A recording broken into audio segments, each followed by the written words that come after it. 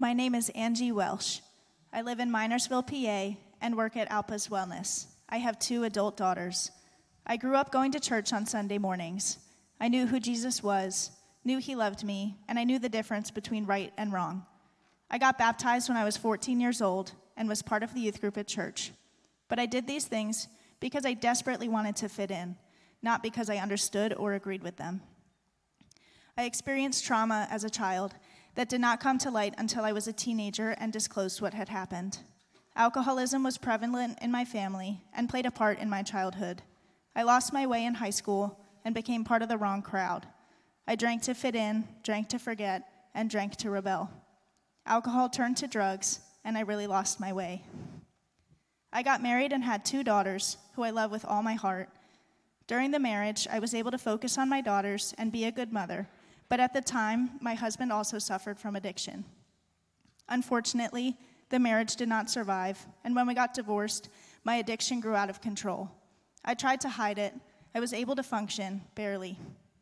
Abusive relationships and turmoil followed, and eventually I made the heartbreaking decision to have my daughters live with their dad, who was finally clean. I became homeless and a full-blown drug addict. Despite all of this, I knew Jesus was there. I would occasionally come to church at CCC during this time, praying foxhole prayers to Jesus, but I just wanted people to believe I was okay. I would talk to Jesus, but most of the time I was too ashamed for him to see me. I missed my daughters and my family, and I did not know how to get out of the addiction. I lived 2 lives. One life fun, youth group, youth for Christ, going to CCC, and another life trapped in my addiction. At night, I would walk through the streets of Lancaster, appearing like I was talking on my phone, but I was praying and saying, God, what should I do? Finally, the darkness became too much, and I felt Jesus calling. One of those nights, I came to the end of myself, and I fully surrendered my life to Jesus. I called my mom and said, please come and get me out of here. I need to go to rehab. My clean date is September 6, 2018, and since that date, Jesus has walked beside me. It has been anything but easy, but prayer is my go-to when the devil tries to attack, and I think an addict's weaknesses are easy to find. The spiritual warfare was terrible at first, but I have learned that God is always faithful and always there for me. God has helped me find my purpose from all the experiences that I have gone through. It is to help others who are in the grips of addiction and homelessness and who need a helping hand to find a way out and point them toward Jesus. With Jesus and the support of others along the way, I have found my way back to my family, and my life finally feels worth living to me, and I am at peace.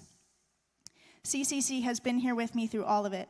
When I walk through the doors at CCC, I feel loved, accepted, safe, and most of all, I feel God's presence. Today, I want to be baptized to picture my sins being washed away as I continue my journey to follow Jesus until I meet him in heaven and spend eternity with him. In the water with me today is my mom, who faithfully prayed and never gave up on me. Well, Angie, it's an amazing story, a story of perseverance, a story of never giving up, a story of always knowing and desiring and wanting more, but sometimes not having the strength to be able to do it. But ultimately, when you made the choice to yield your control over to God, he was there, and he pulled you out. Your mom was battling right alongside you all the time. I've had many conversations with her about how she battled for you and prayed for you. And so I'm just so excited to see that for the last 8 years, you've been sober. What an amazing, amazing accomplishment. And I pray that you will continue to hear the words of truth that the Father speaks to you. Truth, forgiveness, loved, cherished, valued, and that you will not allow the evil one to take those words away from you. So it's by your words and by your testimony that it is my honor to baptize you in the name of the Father, in the name of the Son, and the Holy Spirit.